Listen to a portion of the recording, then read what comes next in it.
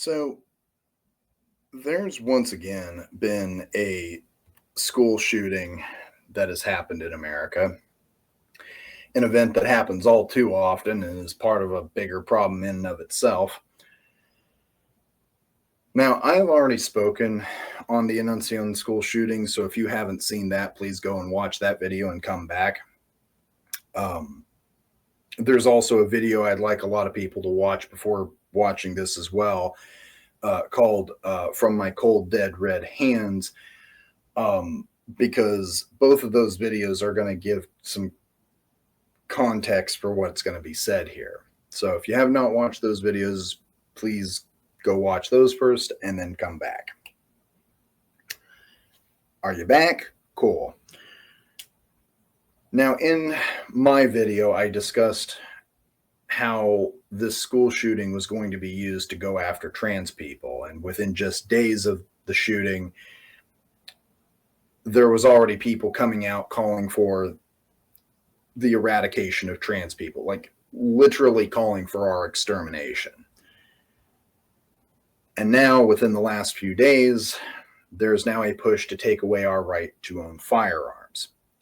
Because, it's easy to eradicate a minority if there's no way for them to fight back.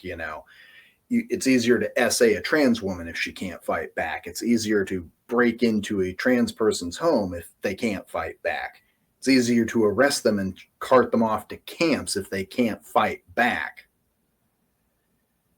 But what is shocking about all this is who's pushing this gun control line: the party of limited government and freedom.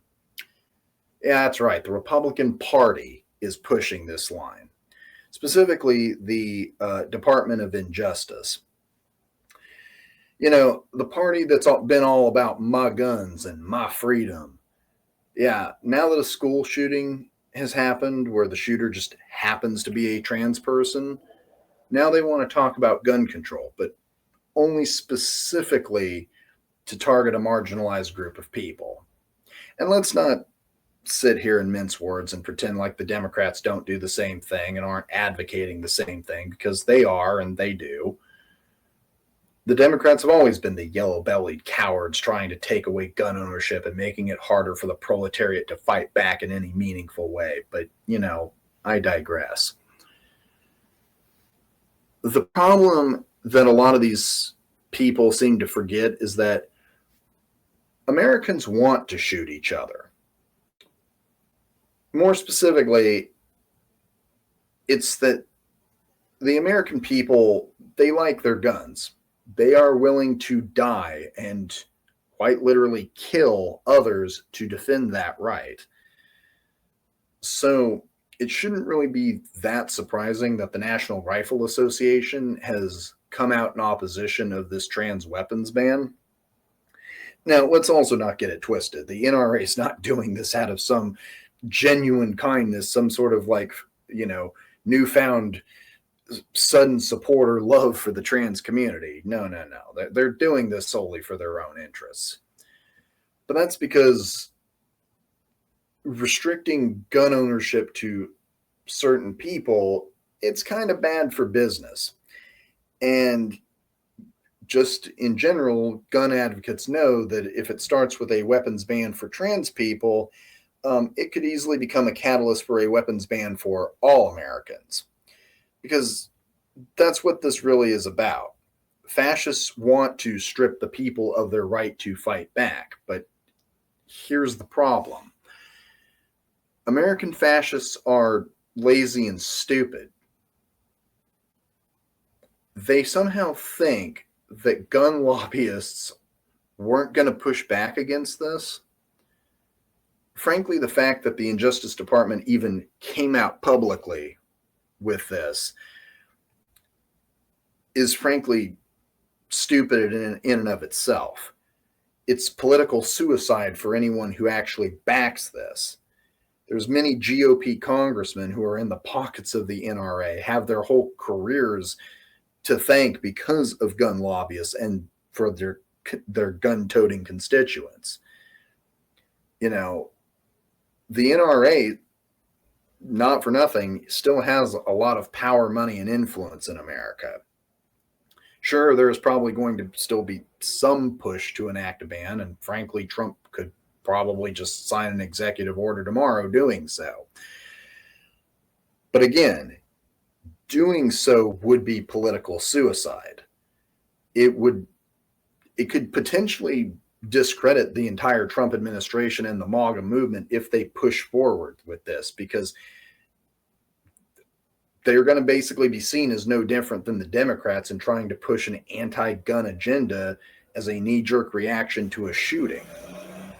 I mean, even if their constituents are transphobic, Americans still see banning weapons as a major government overreach. They have always seen it as a major violation of the Second Amendment to gun rights. Even if this proposal were to go forward and be signed into law, it's unlikely it's going to stick, because there are going to be gun lobbyists like the NRA that are going to fight this in the courts, and it's likely going to be struck down as unconstitutional, and it is. By openly calling for any sort of weapons ban, a trans weapons ban, whatever, the Injustice Department and the Trump administration really is kind of shooting themselves in the foot here. Keep in mind, we are like at a point where we're going to have a midterm next year. The presidential election, if we ever end up having one again, is still many years down the line. But you still need that partisan support to still get certain things passed, certain things done that you'd like to, to have, certain things you have to want to get done. And that's going to be awfully hard to do if you lose the election because you did something stupid like trying to enact gun control, which is exactly what you always are accusing your opposition of doing, and yet you're doing the same thing now as your opposition. It's just, I don't think this is going to have that support from lobbyists and American people like they think it would. The American people kind of care about only a few things, and that's their property rights, low taxes, and their guns. And they believe everyone should essentially have a right to own a gun if they choose to. In fact, many people just kind of think it's a God-given right that you should have one as soon as you come out of the fucking womb. So by trying to take away guns even for one group of people, they're essentially making themselves look like cowards, and as the tyrannical government trying to take away the guns, just in the same way that the Democrats have long since and rightfully have been accused of doing. It's not a good look, but it does shine a light on a glaring contradiction of the right wing in America, the infighting between various factions of power, and the contradiction between that of capital and special interests and that of authority, the people in power. And, isn't it funny how these same people who elected Trump and donated to his campaign because they thought he was going to protect the guns and fight back against that government corruption and tyranny, and now those same ones are realizing that Trump and his fascist cabal are the government corruption and tyranny. Hate to be the one to tell you so, but this is really kind of an IRL fuck around and find out. And they are starting to realize that, the people that they helped get into power are the people that they claim to be fighting against. It bears repeating because it always requires reminding people of this. Now, here's another thing that also bears repeating and reminding people of. Guns are inanimate objects. They can't hurt you, not unless somebody actually picks one up, points it at you, and pulls the trigger. I mean, I have an electric bug zapper. I can't really harm anybody with it. I can't harm a fly unless I push this button and swing it at something and it zaps a bug. If I just let it sit here on my desk, it's not going to do anything. It's the same case with a gun. It's an inanimate object. It does not do anything. It does not just randomly go off and kill somebody. The trigger has to be pulled by somebody. And even if you ban guns, Americans are still going to find ways to kill each other. It's not just even an American thing. This is just an overarching thing. But this is kind of a thing that's very endemic to America in general. You can ban guns for marginalized groups, but all it's going to do is push them to seek guns from an underground source or from friends and family. People will always find ways of acquiring weapons. This is why gun control does not and has not worked and will never work. Now, Jason Unruh did a very good video on this a few years ago, From My Cold Dead Red Hands. And that video is still relevant today. In fact, it was partially an inspiration for why this video was being made and the title that it has. This video will essentially be a follow-up kind of to that video. And of course, I will link that video in the description. But one of the things that Jason talks about in that video is motive. And we see plenty of shooters who walk into places and gun down a bunch of people. But what people don't like to talk about is who these shooters are and the people that they killed. Typically, this shooter is a right-wing psychopath, typically white, cisgender, straight, and male. And his victims, black and brown people. You know, a guy walked into a Sikh temple and he shot up a bunch of people because he thought they were Muslim. You know, another guy walked into a church, full of black people and just started shooting that up. A guy walked into a gay nightclub and shot a bunch of people down there. Sure, there's talk of gun control, but never the motive behind why these people shot up the places that they did. Oh, and let's also not forget, there's never any sort of push to ban guns from the white cishet men with right-wing ideologies who are, frankly, the biggest threat to America, and that is a documented fact, by the way. But when, in the course of just a couple of years, there's been only 2 shootings that have happened where the shooter happened to be a trans person, all of a sudden we need to have a ban on trans people from owning weapons. If you don't think that these gun control proposals, both by Democrats and Republicans, is anything less than white supremacy and cis supremacy and straight man supremacy, you're sorely mistaken. You're either in denial or part of the problem. So much emphasis is put into the means, not the motive. The means are not what's important. The motive is.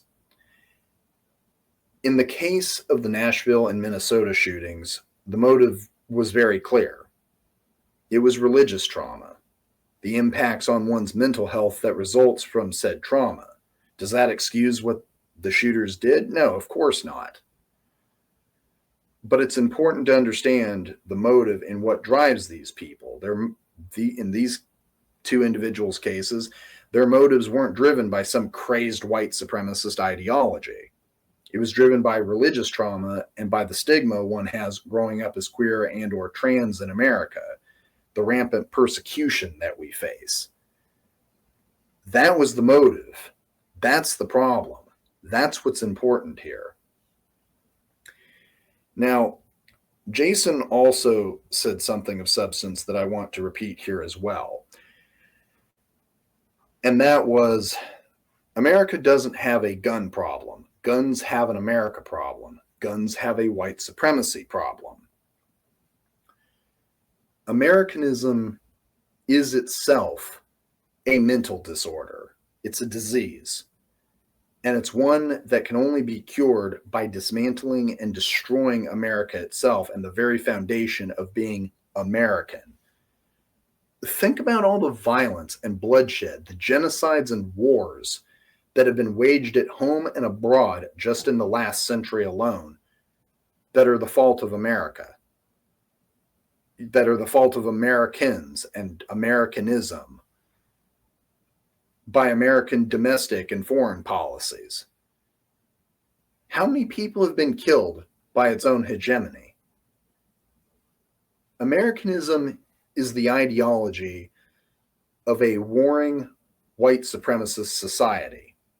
Americans are a reflection of that. They are a warlike white supremacist people. To call yourself an American is to align yourself with whiteness, white supremacy, and settler colonialism. And if you're a communist, you cannot in good conscience call yourself an American. And you know what? Fuck it. I'm going to say this too.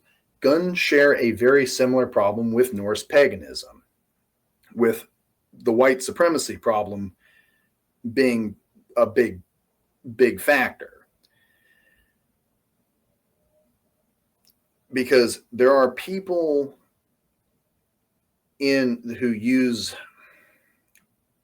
claim to be Norse pagans, just like people who use guns, that use it to harm people and further their hateful, garbage political agendas. Both have a stigma around them because of those garbage people. But it's not the gun. It's not Norse paganism that is the problem. It's the people and the motive behind why it is they do what they do. You mix white supremacy with guns, you have a problem. You mix white supremacy with religion, you're going to have a problem. I mean, fuck, Christianity has a very, very big white supremacy problem, but you don't really see anybody talking about that either. But again, nobody is planning on banning Nazis. In fact, they seem to openly be enabling them. But yet, let's go after the scary trans cults. Let's go after the devil-worshipping pagans, even though we literally don't worship a devil. We don't even have a concept of a devil, but whatever. But let's ban this group. Let's discriminate against this group of people and take away their rights because they're different from us and they're scary and we don't like them and we don't understand them and we don't want to understand them. That's conformity. That's uniformity. And I find it funny considering that that's exactly the same sort of crap that Americans accuse the Soviet Union and China and North Korea of being. How is that any different than what America is doing? In fact, at this point, America is well on its way to being way more of a dystopian and totalitarian society as that they claim China and North Korea of being. In fact, I'd much rather live in China than I would the United States. But do you see what I'm saying? We should never be anti-gun. Right-wing militias, neo-Nazis, they already have guns. Hell, the people in power have access to nuclear fucking weapons. The Trump administration is slowly placing the country under military occupation. They are literally using their weapons, their guns, against us right now. You kind of need them too. When you look at the lumpen people on the streets, when we hear or see gun violence, our reaction isn't to chuck the guns, isn't to get rid of the guns.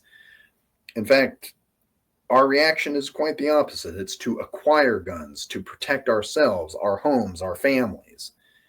My partner and I have home defense weapons for our personal safety. My brother-in-law has a small cache of weapons to protect him, my sister-in-law, and their home. Because we live in America. We kind of need weapons to defend ourselves, and not because, the crime is getting out of control. No, it's because of militarized police, growing authoritarian government, and military being placed in U.S. cities. I will align myself with thieves, gangs, and other lumpen people because I know that we have far more to gain from going after the coercive arm of the state and tearing down this fascist system than we ever will from tearing each other down. All that is really required is some organization. The motive is already there. The motivation's already there. It's just the organization that's needed.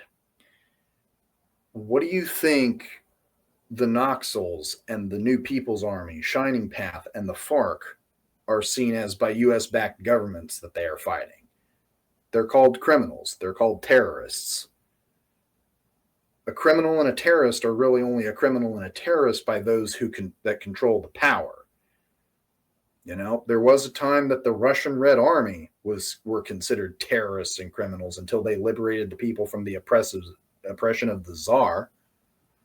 The Chinese Red Army were considered terrorists and criminals until they liberated the people from the landlords and the warlords. The Korean People's Army were considered terrorists and criminals until they liberated themselves from the Japanese fascists and from American imperialism. Marx said that we should never be anti-gun when he said, under no pretext should arms be taken from the proletariat. Mao said political power grows out of the barrel of a gun. And frankly, I like what the Panthers have always lived by. Armed minorities are harder to eradicate. I think the consensus is clear. 'Tis better to be armed and die free than to die an unarmed coward in chains. If you are lumpen, if you are a proletarian, or you align yourself with those people like I do, if you consider yourself a revolutionary, by no means should you ever be anti-gun. And, I hear some trans people that are always saying, well, you shouldn't be advocating violence. You should just get a bus ticket and go to a safer city. Okay. What happens when that city's no longer safe? What happens when that city gets, tanks rolling down, Main Street? What about the people who can't afford or don't have the ability to just up and move at a moment's notice? The people that always scream, just get a bus ticket and go somewhere, just flee. That is a privileged and cowardly position. One that I would not really be surprised to hear from someone in the first world. But nonetheless, it's a cowardly and privileged position. And frankly, one that I'm tired of hearing from people in the trans community. Get a gun, learn how to defend yourself, and fight back by any means necessary. You fucking cowards.